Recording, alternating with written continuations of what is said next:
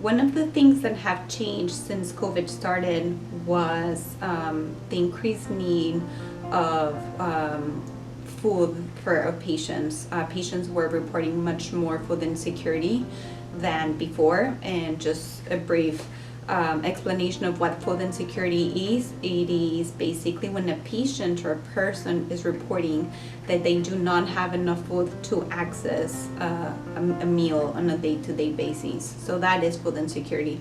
So if a patient is reporting positive food insecurity, what are you going to do as a pediatrician? And the answer to that is that initially when I started working here, I met a young little boy. He was 9 years old, from Honduras.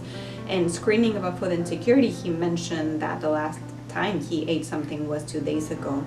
So of course, that broke my heart immediately. I said, I have to do something. It's my responsibility as pediatrician to address these issues, be prepared to do something about it. So I initially went and talked to my friends and family members, and I said, hey, the next time you go to the grocery store, just grab extra cans of food so I can give it to my patients whenever they're screening positive. And it was overwhelming, the amount of support that we received from everyone.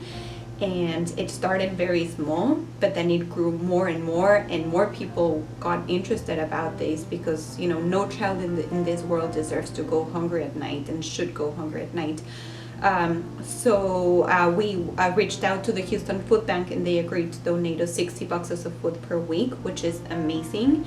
And since COVID started, we have been able to feed over 500 families, which is, and counting, which is outstanding.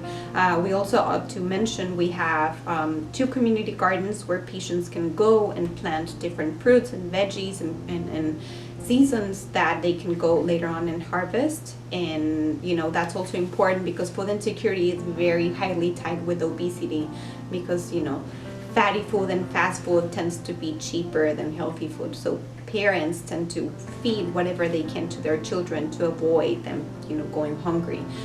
So that's why we're also seeing a lot of obesity in the Hispanic population, which is very unfortunate. So educating our patients on healthy habits and at the same time addressing food insecurity has been a priority to me since COVID started.